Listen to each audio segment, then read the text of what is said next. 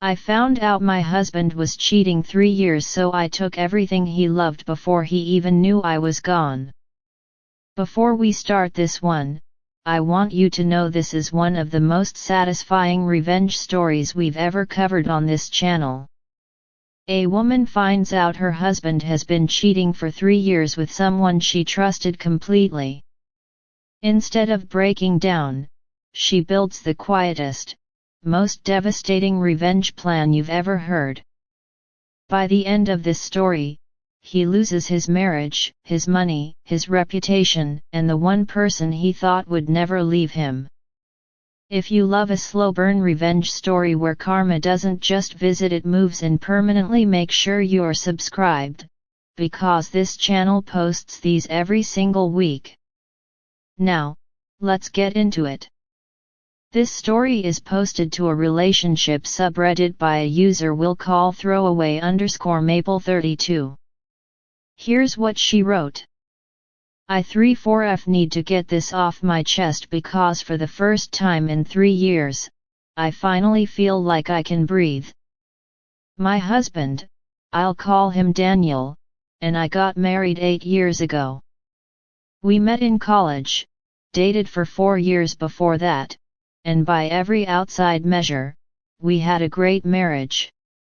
He was an account manager at a mid-sized logistics company, climbing the ladder steadily. I worked as a regional manager for a chain of dental clinics. We had a house, 2 dogs, no kids yet because we'd agreed to wait until we were more financially stable. I want to be clear about something before I go further. I was not a bad wife. I know everyone says that in these stories, but I mean it in a very specific way. I have the receipts, the texts, the calendar entries, all of it, because by the end of this story you'll understand exactly why I started keeping records of everything. I cooked most nights. I planned our anniversaries down to restaurant reservations made 3 weeks in advance. When his mother got sick 2 years ago, I was the one who drove 2 hours every weekend to help her, not him, because his job couldn't spare him. I say all this not to make myself sound like a saint, but because it matters for what comes later. I was not checked out of this marriage. I was fully in it. The first crack I noticed was so small I almost laughed at myself for noticing it. Daniel started taking his phone into the bathroom. Not a big deal on its own, lots of people scroll on the toilet, but he'd never done it before. 8 years of marriage, and suddenly his phone needed to come with him everywhere, face down, screen locked the second I walked into a room. I told myself I was being paranoid. We'd just hit our 6-year mark with some stress. His dad had passed. My work hours had gotten brutal during a clinic expansion, and I figured maybe he just needed a little privacy to decompress. I genuinely believed that for almost 4 months. Then came the work trips. Daniel's company did send him out of town occasionally, maybe 4 or 5 times a year for vendor meetings, but starting around the 2-year mark before I found out everything, those trips got more frequent. Every 6 weeks instead of every few months. Longer too. What used to be a 1-night trip became 2, sometimes 3 nights. I asked him about it once, casually, over dinner. Business is just expanding, he said. They're trusting me with more accounts. And I believed him. Because why wouldn't I? We didn't have a history of lies between us. I had no reason to build a case against my own husband. Looking back now, I can see I was the perfect target for this kind of betrayal, not because I was naive, but because I extended trust the way you're supposed to in a marriage. I didn't check his phone. I didn't track his location. I didn't call his co-workers to verify his schedule. I just lived my life and trusted that the man I married was who he said he was. The first real red flag, the one I couldn't explain away, came from something so mundane it almost feels unfair that it's the thing that unraveled everything. I was doing laundry and found a receipt in his jacket pocket from a restaurant 2 towns over from where his vendor meeting supposedly was. Steakhouse, expensive, dinner for 2, dated the night he told me he was eating room service alone because he was exhausted. I didn't say anything. I just folded the receipt up and put it in the drawer where I keep old documents.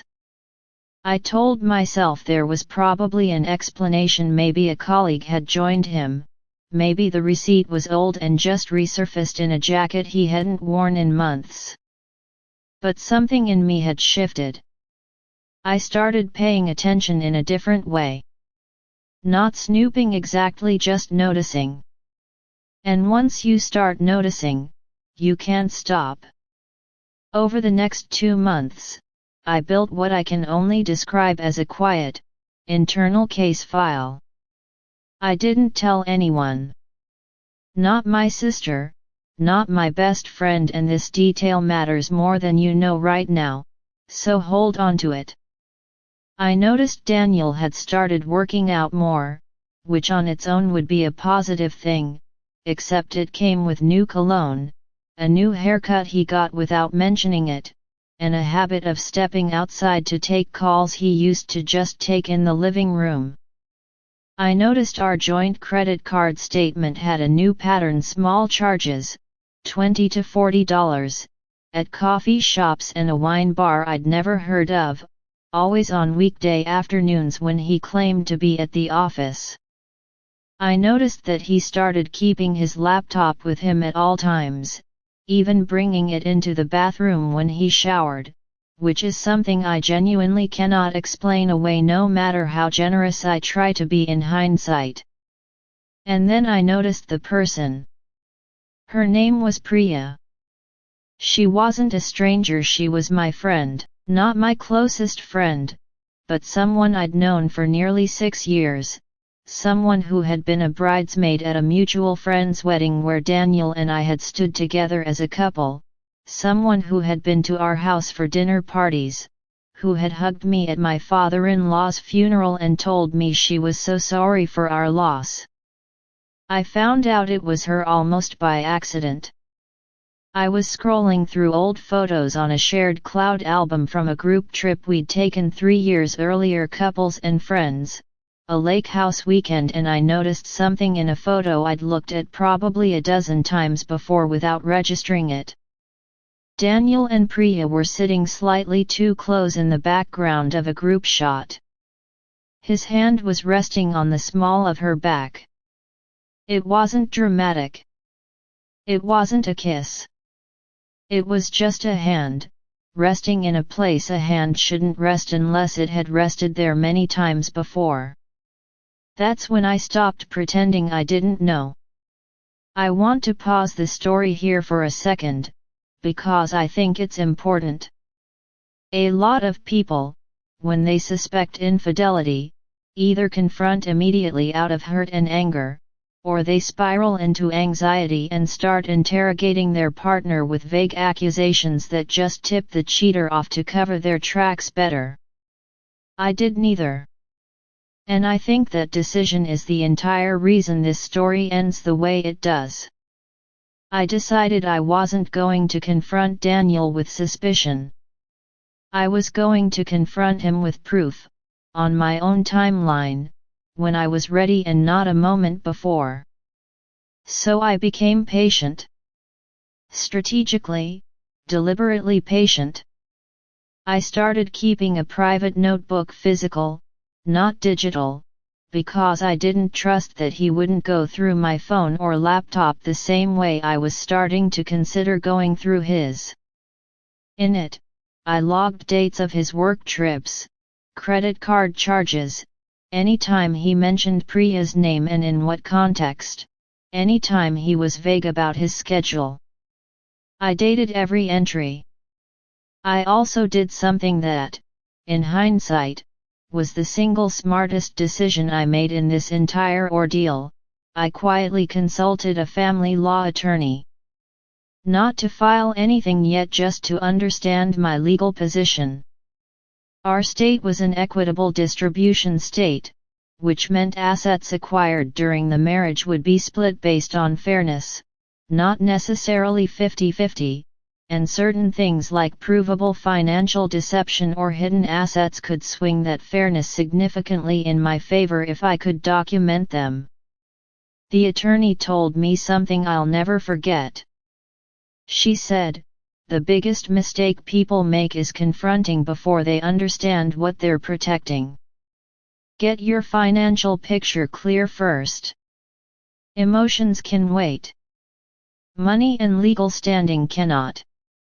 So that's exactly what I did. While Daniel thought he was getting away with something, I was quietly pulling our full financial picture together, every account, every asset, every piece of property, every retirement fund, all of it, building a complete map of our shared life before I let him know that I knew it was ending.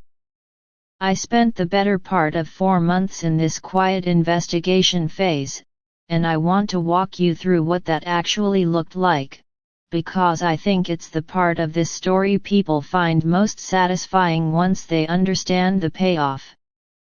First, I requested copies of all our financial statements going back 3 years, framed to Daniel as getting organized for tax season. He didn't question it. Why would he? I'd always handled the household budgeting more than he had. Going through those statements, I found something I hadn't expected: a separate account. Not a secret account exactly, it was technically in both our names, opened years earlier as a just-in-case emergency fund that we'd both forgotten about. Except Daniel hadn't forgotten about it. He'd been quietly funneling money into it for the past year and a half, small amounts, $200 and $300 at a time, never enough to be obvious on a glance at the joint account, but enough that the balance had grown to just over $11,000. I didn't touch it. I didn't even let on that I knew. I just wrote the account number in my notebook and kept going. Second, I confirmed T.